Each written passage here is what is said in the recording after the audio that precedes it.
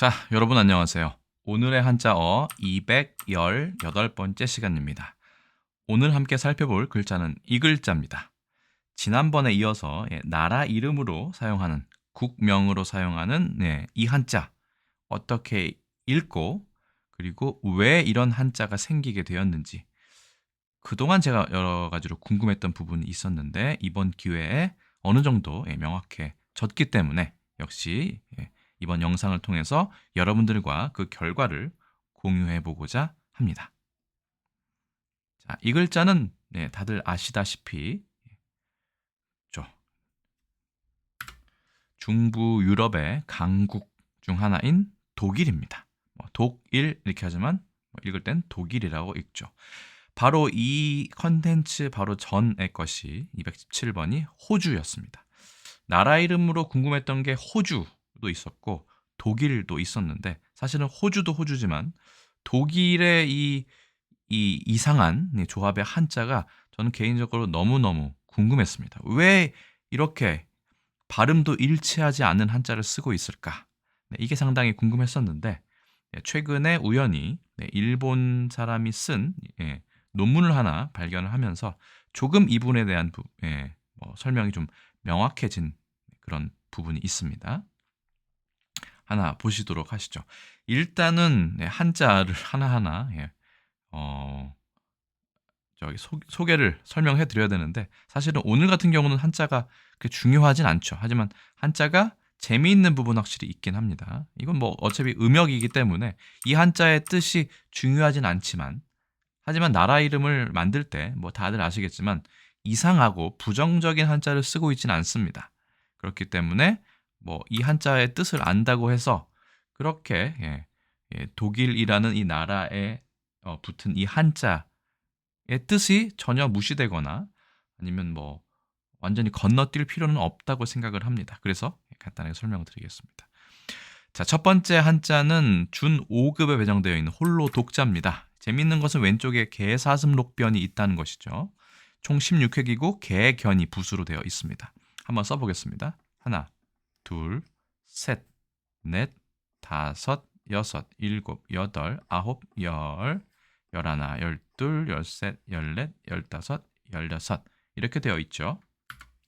제가 이 한자가 재미있다고 말씀드린 것은 왼쪽에 이 글자 개사슴록변 보통 개견을 얘기하죠. 개견이 왜 홀로 독자에 쓰여 있는가입니다. 자, 한번 보실까요?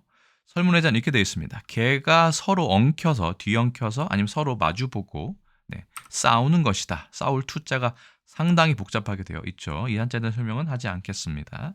물론 이 한자와 이 한자는 같은 글자라고 보통은 속어로 얘기하지만 서로 다르다 뭐 이런 얘기를 하고 있습니다만 넘어가도록 하겠습니다. 자, 서로 싸우는 것이다. 그리고 개가 뜻이 되고 옆에 있는 것은 나라 이름 촉자죠. 1급 배정 한자인데 그 유비 사천지방으로 대변되는 촉자입니다. 그러니까 촉이나 독이나 발음 비슷하기 때문에 이 나라 이름 촉자는 발음 소리에서 따왔다라고 되어 있습니다. 그러면서 허신이 이런 말을 합니다. 양 같은 경우는 무리를 이루고 개의 경우에는 개 같은은 이상하니까 개의 경우에는 혼자 있는 경우가 많다. 양은 보통 무리를 지어 살고 개는 따로따로 홀로 지내는 경우가 많다. 그리고 거기에 또 단옥제가 줄을 답니다. 그러면서 개는 싸움하기를 좋아하는데 싸움하기를 좋아하기 때문에 즉 혼자이면서 무리를 이루지 않는다라고 청나라의 단옥제가 또 거기에다가 부가 설명을 또 넣습니다. 그리고 또 하나는 이제 맹자의 이야기 이 부분도 잘 아실 텐데요. 맹자가 말하기를 늙어서 자식이 없는 것, 무자 자식이 없는 것을 독이라고 한다. 반대로 이 고독할 때 이 고자는 그죠? 이것은 반대로 자식인데 부모가 없는 보통 고아라고 얘기하죠. 그런 외로움을 고라고 얘기하고 늙었는데 자식이 없는 때 느끼는 그런 외로움, 혼자 있는 듯한 느낌을 독이라고 한다. 그래서 요즘엔 거의 구분하지 않죠. 그냥 고독이라고 하면 그냥 외로움을 얘기하지만 사실은 이것은 부모가 없는 외로움. 이것은 자식이 없는 늙어서의 부모의 마음이라고 보면 무언가 좀 이렇게 애달픈 느낌도 듭니다. 어쨌든 홀로 독자에 개견자가 있는 것이 특이해서 말씀을 드려보았습니다. 네, 두 번째 글자는 편안할 일자입니다. 사실은 편안하다라는 뜻도 있고 이 글자가 상당히 여러 가지 뜻을 가지고 있습니다. 네, 달아나다의 뜻도 있는데 달아나다로 일단은 설문해자에서 본 것 같습니다. 볼까요? 네, 실이다. 예, 달아나서 없어지는 것이다. 그리고 이것은 쉬엄 갈 착이죠. 착받침이라고 얘기하는 이 착자와 토끼 토자가 나옵니다. 토끼 토자 보이시죠? 토끼 토자의 뜻을 따른다 라고 하면서 허씨는 뭐라고 얘기하냐면 토끼라는 녀석은 그렇죠? 교활해서 이게 뭐 속일 만 그다음에 자랑할 이 방탄할 탄 뭐 이러는데 속이길 좋아해서 아니면 교활해서라고 해야 될 것 같습니다. 도망을 잘 다닌다. 도망을 잘 다닌다는 건 저기 멀리 도망갔다는 얘기죠. 그러면 어디 숨어 있을 수도 있습니다. 숨을 일자도 되고요. 은일 이런 거 할 때는 숨어 있다의 뜻도 되고요. 그다음에 저렇게 멀리 달아나서 뛰어가면 일반에 있는 이런 우리 사람 같은 사람들과는 훨씬 더 거리가 멀리 떨어져 있겠죠. 네, 그렇기 때문에 뛰어나다, 훌륭하다의 뜻도 가지고 있습니다. 저 멀리 고고하게 그죠? 뭔가 사람들 내려가다 보고 있는 듯한 느낌을 생각한다면 이 일자라는 것은 뛰어나다의 뜻도 가지고 있습니다. 홀로 저만치 떨어져서 도망간다고 생각하시면 좋을 것 같아요. 네. 그래서 결국은 이 글자는 혼자 저 멀리 뛰어간다. 좀 더 의역을 해서 홀로 저만치 훌륭하게 그렇죠? 떨어져 있는 고고한 나라다. 라는 뜻도 포함되어 있지 않을까 생각이 듭니다. 기왕 나라 이름을 한자로 지어를 주려면 음역도 좋지만 의역도 신경을 써야 되지 않겠습니까? 그래서 이 일자는 뛰어나다라고 보시는 것이 가장 나을 것 같습니다. 홀로 뛰어난 국가다. 유럽에서는. 프랑스가 들으면 좀 서운해할 수도 있겠지만요. 프랑스는 또 프랑스 나름대로 또 좋은 이름을 붙여주었죠. 한자 이름을. 그래서 우리가 보통 일품 요리라고 하면 이렇게 쓰기도 하고요. 일품. 뛰어난 품질 아니면 맛이 일품이다. 보통 일품 요리라고 하면 한일자를 쓰기도 합니다. 그렇죠? 그 품목이 딱 하나만 있는 그래서 뛰어나고 맛있는 이렇게 쓰기도 하지만 아주 맛이 일품이다. 솜씨가 일품이다 할 때는 이 일품을 쓰기도 합니다. 뛰어나다는 뜻이죠. 그 등급이 매우 뛰어난 멀리 있는 저 높이 있는 등급이다 라고 보시면 될 것 같습니다. 어쨌든 홀로 독자에 개가 들어가 있는 것 편안할 인자에 토끼 토자가 들어가 있는 것은 저는 개인적으로 상당히 재미있었습니다. 여러분은 어떠셨는지요? 그래서 총 12획 제가 써봤나요? 하나, 둘, 셋, 넷, 다섯, 여섯, 일곱, 여덟, 아홉, 열, 열하나, 열둘 이렇게 쓰시면 편안할 일자가 됩니다.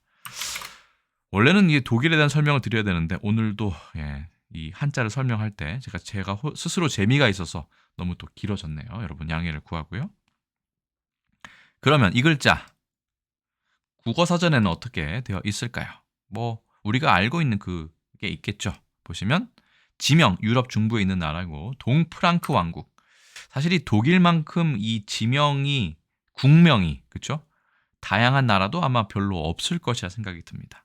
신성 로마 제국도 나오고요. 프로이센, 프러시아 이런 게 다 독일입니다. 게르만, 절머니가 생각나죠?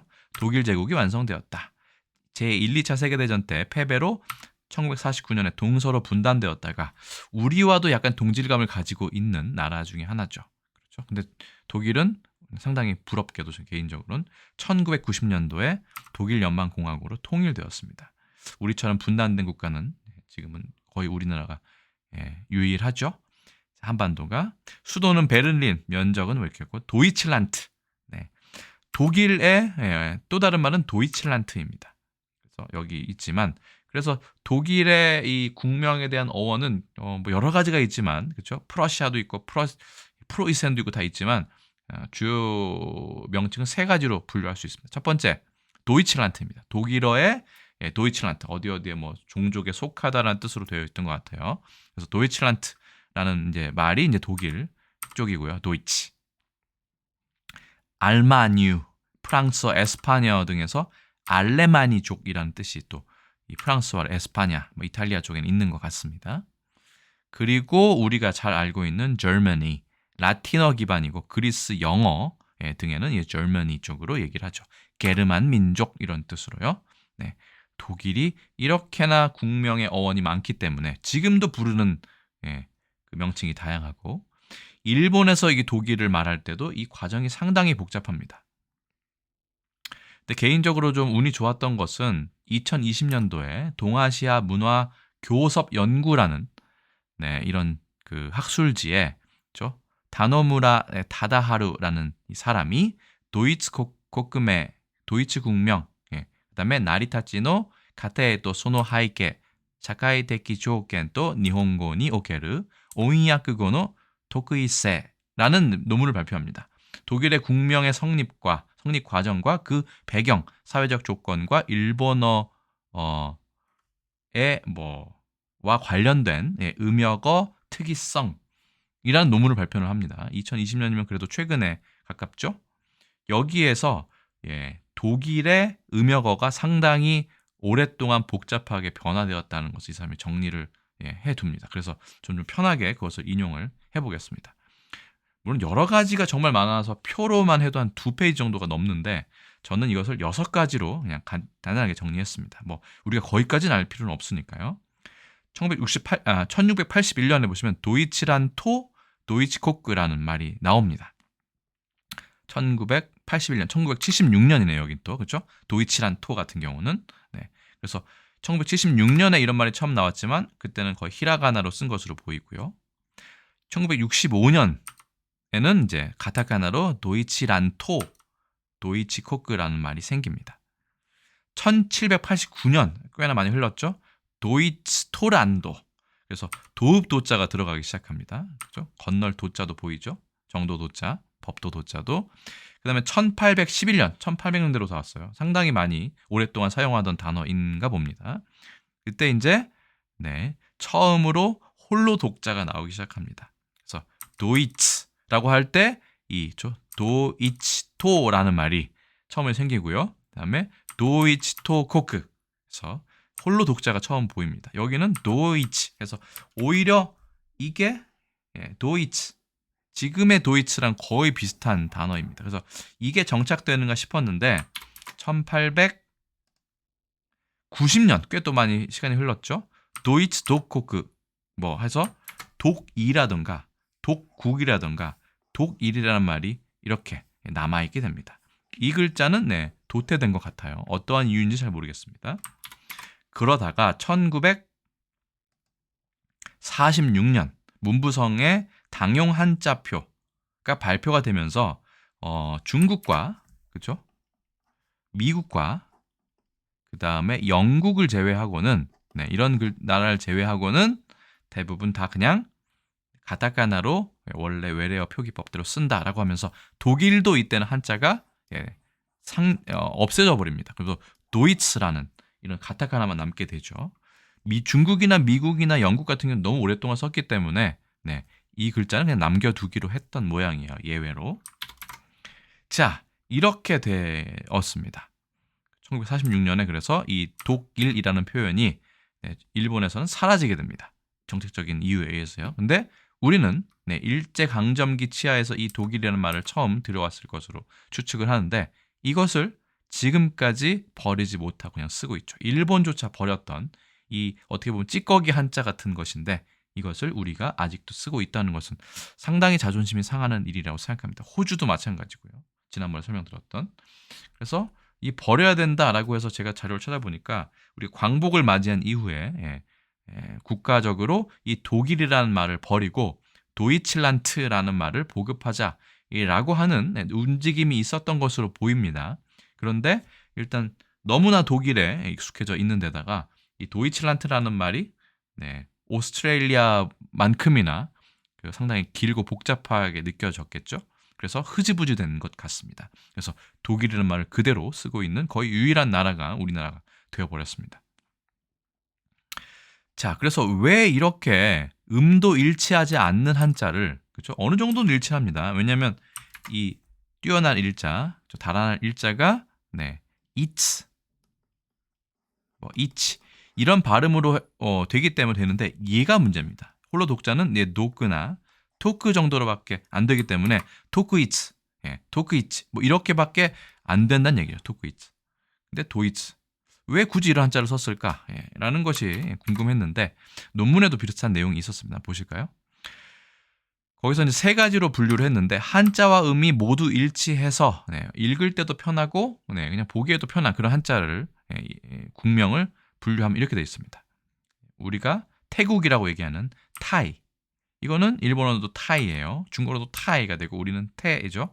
그래서 우리나라 중국에서는 타이거크, 우리나라 중국에서는 태국 타이고 이렇게 쓰지만 일본에서는 그냥 타이라고 보통 얘기합니다. 타이코크라고는 많이는 얘기하지 않는 것 같아요. 그냥 타이라고 많이 얘기하죠. 근데 마침 클 태자와 발음이 일치합니다. 인도도 마찬가지죠. 그렇죠? 중국에서 먼저 대부분은 중국에서 먼저 음역어를 시도를 합니다. 그래서 인도라고 하면 우리말의 인도, 일본어에서도 인도 해서 이거는 한자와 음이 정확하게 일치하는 경우입니다. 도금이. 일부 일치하는 것도 상당히 문제죠. 독일도 사실 일부 일치하죠. 이게 it이니까요. 그런데 그런 것만 있는 것이 아니라 이번에는 이렇게 약간 갈색으로 표현을 했습니다. 불란서라고 얘기하죠. 불란서도 어떻게 보면 란자도 비슷하고 그렇죠. 뭔가 비슷한 부분이 있습니다. 하지만 정확하게 일치하지 않죠. 후란스라고 얘기합니다. 이것도 우리가 한때 불란서라고 꽤나 오랫동안 쓰다가 최근엔 거의 없어진 것 같아요. 요즘에 젊은 학생들한테 불란서를 물어보면 아무도 모르는 그런 상황이기 때문에 아주 성공적으로 불란서라는 한자는 잘 버리게 됐다. 이것까지 있었으면 더 자존심이 상할 뻔했습니다. 그 다음에 영길리, 에키치리 뭐 이렇게 읽어야 되는데 이것도 이기리스라고 얘기합니다. 그렇죠? 이것도 어느 정도 보면 뭐 비슷해요. 그래서 이기리스. 이것도 사실은 많이 겹치지는 않는데 이렇게 분류를 할 수 있고요. 이 또 더 큰 문제는 이제 빨간색으로 표시를 했습니다만 한자와 이 도금이 전혀 일치하지 않는 경우입니다. 보실까요? 에지프토, 애급이죠. 중국어는 좀 비슷합니다. 아이지라고 해서 아이지 비슷한데 에지프토라고 이렇게 쓰고 이렇게 읽는 것은 상당히 일치하지 않는다고 봐야죠. 이건 한자의 도금과도 거의 일치하지 않는 그런 경우라고 보면 됩니다. 그 다음에 히랍이라고 하죠. 중국에서 시라라고 얘기하는데 히랍도 기리샤라고 읽기 때문에 히랍의 어떤 그런 음은 거의 다 사라져버렸다. 일치하지 않는다고 볼 수 있겠습니다. 히랍 같은 경우는 헬레니즘 헬라스에서 나온 것으로 알고 있습니다. 컨텐츠 약간 문제가 있었네요. 자, 마지막 것은 아시는 분도 아실 거예요. 애굽도 그렇고 히랍도 그렇고 그죠? 히랍 철학 할 때 그리스 철학. 그 다음에 서바나라는 표현도 혹시 접해보신 분이 있을 거라고 생각을 합니다. 요즘 사람들은 거의 불란서도 모르면 서바나는 더 모르죠. 서바나 중국어로 시바야에서 에스파냐의 음역인데 이것도 에스파냐와는 또 별개로 일본에서는 예전에 스페인이라고 읽었습니다. 스페인이 에스파냐고 에스파냐가 스페인이기 때문이죠. 그렇기 때문에 애굽, 히랍, 서바나 같은 경우는 한자와 도금이 완전히 불일치하는 것, 일부 일치하는 것 중에 독일과 불란서, 영길리가 있고요. 한자 음이 일치하는 것 중에 인도와 태가 있습니다. 어쨌든 이렇게 나눌 수 있는데 이 독일 같은 경우는 일부만 일치하는 경우에 속한다라고 보시면 될 것 같습니다. 설명이 너무 길었네요. 이거는 간략본 영상을 따로 만들어야 될까 싶을 정도로 좀 이 설명이 길어지고 있습니다. 자, 그래서 이 독일이라는 표현을 조선왕조실록에서 먼저 찾아봤습니다. 그러니까 원문에 8개가 검색이 됐는데 그중에 고종과 순종의 경우에는 우리가 1910년에 일제강점기에 들어갔기 때문에 이때는 일본과의 교류가 있을 때입니다. 그렇기 때문에 고종과 순종실록에 있던 것은 독일이라는 표현이 맞고요. 그게 총 6건이 검색이 됐습니다. 그리고 나머지 2건은 뭐냐? 그러면 그 전부터 독일이라는 표현을 쓸 수 있는 부분이었습니다. 하나는 1182년 명종실록에 나오는 부분인데 허나 부세와 역사를 기피한 그런 무리들은 다시 바랍니다. 홀로 편안한 길을 바라고자 하며 뭐 이런 겁니다. 그래서 여기선 당연히 1182년 때는 독일이 나라 이름이 전혀 아니고 홀로 편하다 이런 뜻으로 해석이 된다고 보시면 되겠죠. 그 다음에 1711년 숙종실록에는 이런 말이 나옵니다. 모두 다 그죠? 균등히 왕의 백성으로서 인데 내가 어찌 홀로 편하자고 할 수 있겠는가라는 이 문장이 나옵니다. 여기도 보시면 홀로 편한 길, 홀로 편하다. 그래서 홀로 편안하다, 편안할 일자를 그대로 해석한 그런 용례라고 보시면 됩니다. 그런데 갑자기 독일이죠. 일본의 단어가 들어오면서 일본은 앞서 말씀드린 바와 같이 거의 1800년대 초반부터 이 홀로 독자를 쓰기 시작했죠. 물론 이거 말고도 여러 가지 썼지만 아마도 그 네덜란드를 통해서 그 난학 있죠. 거기서 들어온 그 음역어가 아닌가 싶습니다. 그래서 우리도 중국의 덕국이라는 표현을 그대로 따라왔지만 일본만큼은 덕국을 쓰기에는 좀 이 홀로 독자를 쓰는 혹은 비슷한 한자를 쓰는 그런 습관이 관습이 있었던 것 같습니다. 어쨌든 독일의 뜻은 조선왕조 실록에는 예전엔 조선시대에는 홀로 편안하다의 뜻으로만 사용됐고 고종과 순종 때에 찾아보면 이제 비로소 유럽 국가 명칭인 독일이란 뜻이 6건이 검색된다. 그러면 독일이라는 표현 당연히 일제강점기 치하의 신문에 나오겠죠. 1923년 동아일보에 나옵니다. 독일의 저항, 구주의 불안. 구주란 표현도 참 오랜만에 봅니다. 이것도 유럽이라는 뜻의 중국어의 어조의 어떤 음역인데 구주라는 표현을 한때 우리나라도 꽤나 많이 쓴 적이 있었죠. 불란서, 서바나 이런 것과 마찬가지로요. 그리고 1999년 조선일보에도 꽤나 많은 시간이 흘렀는데도 독일이 물론 지금도 쓰고 있죠. 독일 훈장 받는 고르바초프의 예전 별명이죠. 소련의 구소련의 독일이라는 표현이 그대로 나온다라는 걸 알 수 있습니다. 앞서 말씀드린 바와 같이 독일이라는 것은 우리나라와 일본에서만 사용하는 아주 독특한 그런 명칭이고 심지어 일본은 이 한자를 완전히 버렸습니다. 우리나라만 그대로 가지고 있는 셈이죠. 자, 아까 말씀드린 것처럼 중국에서는 덕국이라고 합니다.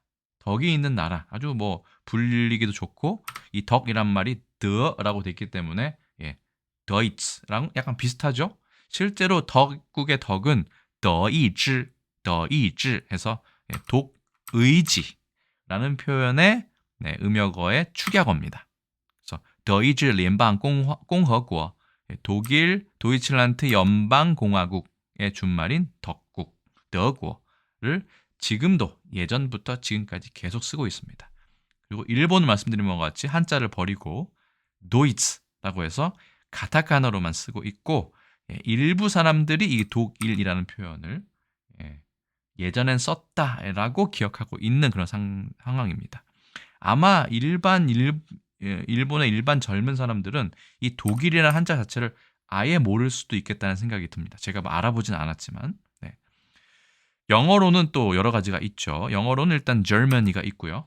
이거는 이제 라틴어 기반이고, 그렇죠? 알레망, 알레망이 아니라 알마뉴였죠. 알마뉴, 프랑스어나 이탈리아 쪽. 그 다음에 도이칠란드라고 하는 독일어 쪽이 있습니다.